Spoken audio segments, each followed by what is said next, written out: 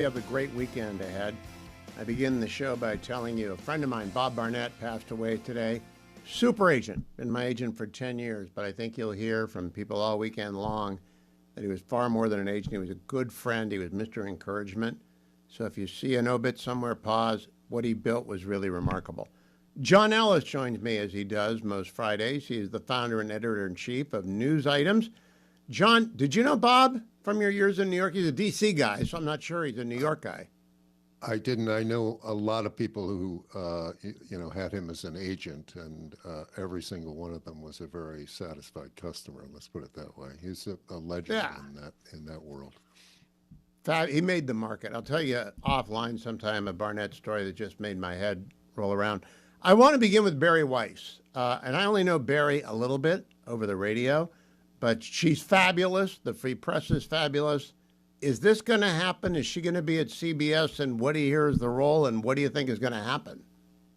I think the role, yes, I think it's going to happen. A reasonable good source on that. And I think that the job is not going to be the chief executive. And I think she would probably agree that she's not someone who knows how to run a television news division, but editorial director, if you will, somebody who will, oversee the editorial positioning of CBS News, and that's a great role for her. It's an extraordinary success story. She left the New York Times. She wrote a memo about, a note, a departing note about being, quote, canceled at the Times, which was entirely convincing. And she started the Free Press, and here we are, I don't know how many years later, but it's less than a decade. And she's built an extraordinary, platform for all sorts of different journalists and commentators. And, she's going to make a big number. Paramount is going to dig deep into its pockets and pay her a lot of money for the Free Press. So good for her. I mean, it's a the common thread at the Free Press, John Ellis, is intelligence. It's sort of like I imagine a news item subscriber. You're not selling to dummies. Your subscribers are smart people, and Bari's subscribers are smart people. Do you think that's more than a niche? Do you think that's actually most of America want good information? I think there's a big, I think there's a big space for intelligent reporting that's not, with the usual woke spin, but is straightforward. And then I think there's a huge niche for interesting and different opinion. The problem with, so many of the platforms that we needn't name, they tell you the same thing every day over and over and over again. And I think by now we know that they feel that President Trump is awful. You don't find President Trump is awful 22 times on Free Press every day. You don't find it very often at all. And there's so much interesting going on in the world that it's wide open, and she's filled part of that space, I think. Let me turn to one of those things going on in the world today, an item from News Items. Every window, a solar panel. Now, this never occurred to me until you sent me your note, and now it makes perfect sense to me. Who's got the technology? When will it be deployed? And will the windows really be windows still? I think it's a scientific research. It's been this breakthrough at a university in China. And they've developed a material that is transparent, so you can see out the window, quote unquote, but it also serves as a solar panel, and therefore, stores energy. This is not something that's, you're going to get at Home Depot in 6 months or even 2 years, but over time, probably 3 to 5 years, if they can figure out how to manufacture it at scale, then I would guess, I don't know, but I would certainly in China, I would think that every new house would have these solar windows, if you will, and probably a lot of the older houses would, the people would install them there. It's an astonishing breakthrough, and if you combine it with the breakthroughs in battery technology, I could power my house basically with these windows. So it You could has, save a lot of money too in the operation of your house. That's why I think yeah. we're going to watch on that. It came from sciencealert.com. You can read about it in news items. Number three, I'm concerned about this. I don't know if most Americans can find Moldova on a map, but I can because after the Ukraine war began, that was the next place Putin was going to move. What are the elections about this weekend? Well, it's Sunday is the election, and the current president has a coalition, a large enough a large enough vote to create a coalition to govern the nation. And it appears that after this election, she will not have that majority. So you have a pro-EU, pro-Ukraine current government, and it's quite possible, if not likely, that you will no longer have that government. You'll have a government that tilts towards Russia.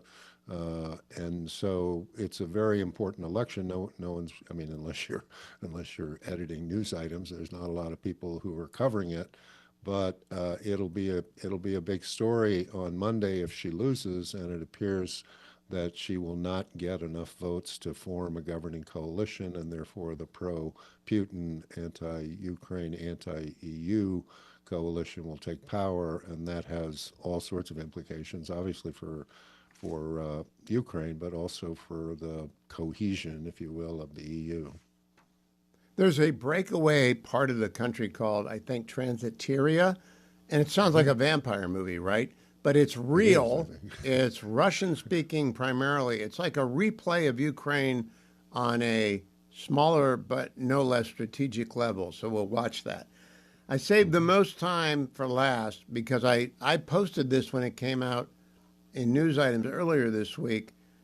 Stanford University has showed that computers can design new viruses that can be created in a lab. Now, after 9/11, my PhD brother, Mycroft, told me, don't worry about planes, don't worry about nuclear bombs, worry about viruses because they're easy to make and very, very easy to design to kill. And now Stanford is agreeing. How alarmed are you, John Ellis, by this technology review story? I think everybody's alarmed by it. I know that President George W. Bush was particularly alarmed by it after 9/11 because everybody came in and said, there are a lot of different threats, but this one is gigantic. What's different now is in those days you had to get you had to go to science magazines and buy the various materials and have a lab to put them together and so on and so forth. What's happening now is that with artificial intelligence, you can essentially design the virus on a computer. And that's we've never had that before, and so if it was frightening before, it's doubly frightening now. Older brothers said they could also, and again, this is 9/11, so it's 25 years ago. He expected it would not be that difficult for, quote, mad scientists, close quote, to target special ethnicities, special parts, people who have a particular gene sequence, that viruses could be weaponized to a very precise level, much like an assassin virus, but without any kind of limiting principle. Not sure of what it would do in the wild. Does Right. Stanford worry about that as well?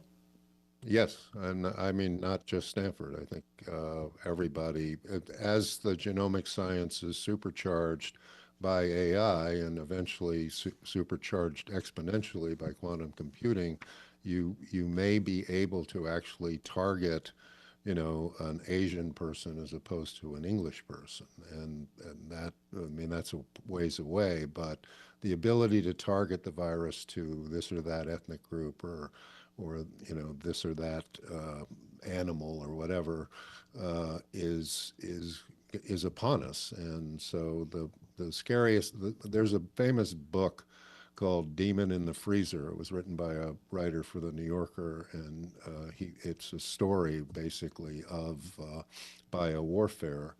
And that book was scary when it came out at the time, which I think was in 1997 or something. And you can just multiply that by 6 or 7 times today. Demon in a freezer. I'll have to do that. We will do Gemini Robotics next week. John Ellis, editor-in-chief and founder of News Items. You can get News Items at Substack. Join the 50,000 people who get it every day and are ahead of the game as a result of doing